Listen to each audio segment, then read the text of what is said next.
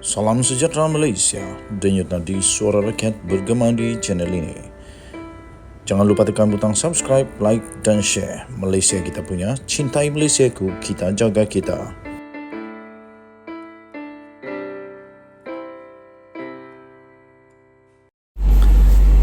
Salam sejahtera Malaysia, denyut nadi suara rakyat bergema di channel ini. Ada satu perkara pelik yang saya betul-betul terkejut. Ada satu perkara pelik yang betul-betul saya terkejut. Tapi sebelum itu, saya fikir di dalam dunia ini ada satu falsafah, ada satu peribahasa berkata begini. I cannot hear your voice. Your action is louder than your voice. Saya tidak dapat dengar apa yang kamu katakan kerana perbuatan kamu lebih jelas daripada apa yang kamu katakan. Omongan kamu, apa yang kamu cakap itu tak ada gunanya. Apa yang cakap itu tak berguna. Yang berguna itu yang dibuat.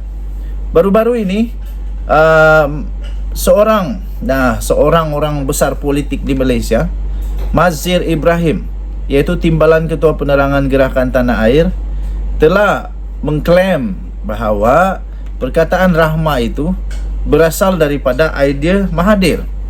Jadi kenapa? Apa masalah? Apa masalah? Idea saja tak ada guna, Encik Mazhir Ibrahim, idea saja tak ada gunanya.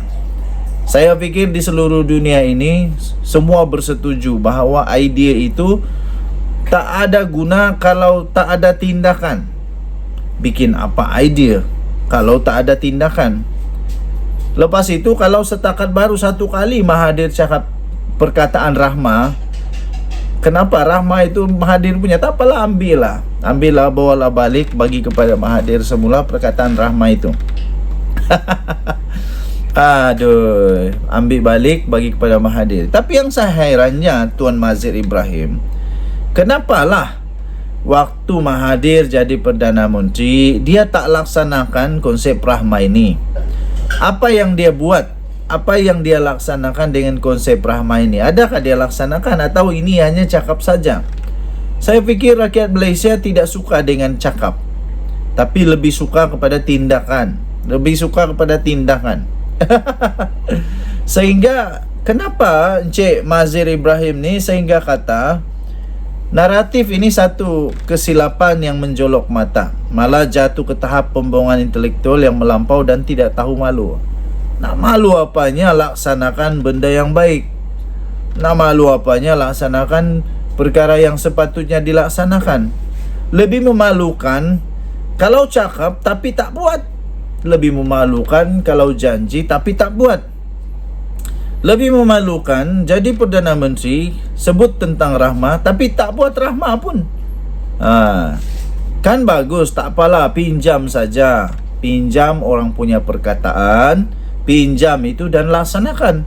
Saya fikir itu jauh lebih baik daripada cakap tapi tak buat. Itu lebih memalukan. Lebih memalukan bila janji, cakap tapi tak buat.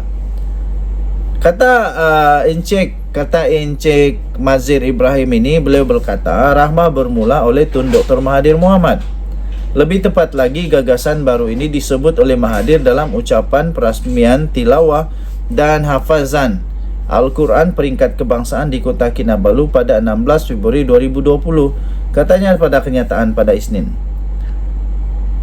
Ya, kalaulah sebut di ucapan itu jadi satu harta intelek. Kalaulah bila sebut di ucapan itu jadi harta yang tak boleh dibuat untuk penambahbaikan rakyat, habislah. Kita rakam semua ucapan pemimpin-pemimpin Malaysia.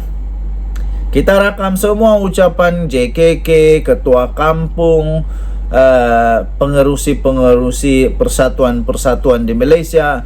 Kita rakam semua, keluarkan, dan sekarang kita akan klaim, kita akan cakap bahawa itu bukan idea si Anu tapi idea si Anu.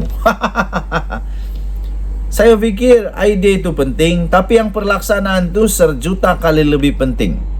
Sejuta kali lebih penting daripada apa yang disebut. Kata laporan ini lagi, Dr. Mahathir ketika berucap dalam perasmian tersebut berkata, kerajaan bersetuju agar gagasan Rahmah dijadikan sebagai dasar pentadbiran Islam moden Malaysia. Tapi di mana pelaksanaannya? Tak ada pun pelaksanaan. Tak ada pun pelaksanaannya. Jadi di mana? Di mana pelaksanaannya? Saya fikir lebih baik daripada klaim benda begini yang nanti kena batang hidung sendiri semula, lebih baik diam-diam.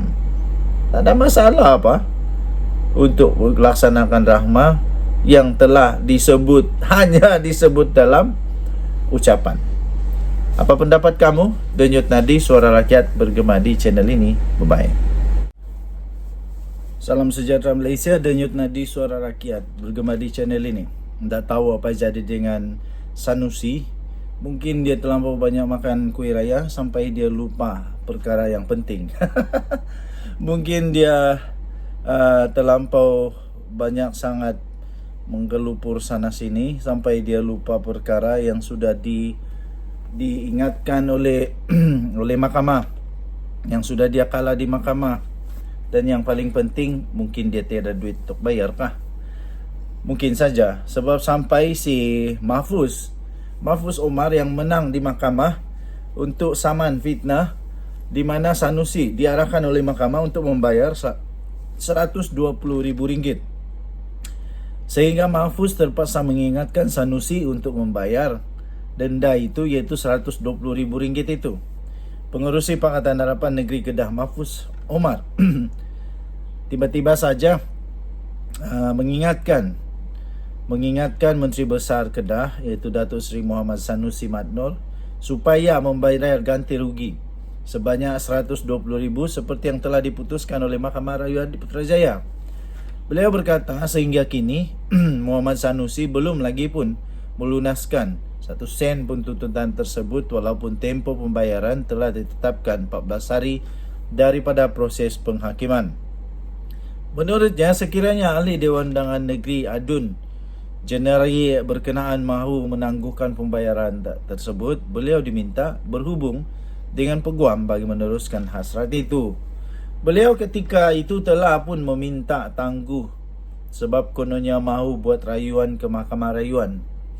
Tetapi setelah sampai di Mahkamah Rayuan, tiada pindaan dilakukan. Bukan saja rayuan itu ditolak, malahan ditambah pula. Pindahan hanya berlaku satu saja, iaitu denda daripada RM50,000 yang mahkamah anggap itu kecil, ditambah kepada RM120,000 dan tempoh yang diberikan adalah 14 hari. Dan semua syarat-syarat tersebut tetap kekal daripada tarikh penghakiman itu, katanya. Mahfuz memberitahu Muhammad Sanusi tidak seharusnya menunggu sehingga perintah mahkamah dikeluarkan, kerana keputusan telah pun diputuskan di mahkamah. Jadi janganlah bertangguh-tangguh. Takkan itu perangai Menteri Besar. Menteri Besar kan kena tepat masanya, ataupun kerana terlalu sibuk. Tapi kan ada pembantu-pembantu, ada pegawai-pegawai yang pasti mengingatkan. Jadi takkan sengaja tunggu sampai last minute. Takkan tak ada duit. Siapa suruh fitnah? Sudah fitnah, memanglah sedia untuk membayar harga. Kata beliau lagi, kata Mahfuz Omar, bermakna sekiranya nak bayar, tak perlulah tunggu perintah mahkamah dikeluarkan terhadap beliau. Terus bayar saja, kecuali mungkin beliau mahu merayu pula ke Mahkamah Persekutuan. Itu perlu beritahu kepada peguam. Saya tidak masalah. Saya akan arah pula peguam saya untuk membuat pencelahan di mahkamah. Mungkin untuk minta tambah daripada RM120,000 kepada RM240,000 jelasnya. Aduh. Menurutnya permohonan maaf secara terbuka juga perlu dibuat berdasarkan kepada tuntutan berkenaan. Namun sehingga kini belum dilakukan. Sampai sekarang Sanusi belum lagi mohon maaf pun. Walaupun itu ada perintah dari mahkamah.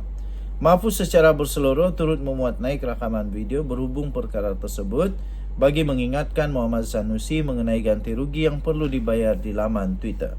Pada 3 April yang lalu, Muhammad Sanusi telah gagal dalam rayuan saman fitnah terhadap bekas ahli Parlimen Pokok Senai itu. Namun permohonan Mahfuz untuk menaikkan jumlah bayaran ganti rugi diluluskan daripada RM50,000 kepada RM120,000.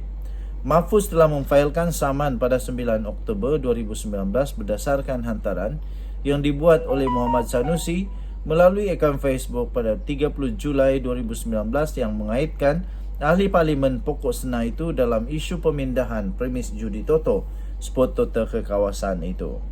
Dalam pada itu, peguam yang mewakili Mahfuz, Nur Azmir Zakaria, memaklumkan satu notis tuntutan dihantar kepada individu dikenali sebagai Mamu dalam pemilik akaun TikTok Sembang Kedai Kopi yang telah menerbitkan kata-kata fitnah terhadap Mahfuz berhubung isu tersebut. Denyut nadi suara rakyat bergema di channel ini. Jangan lupa untuk tekan butang subscribe, like dan share.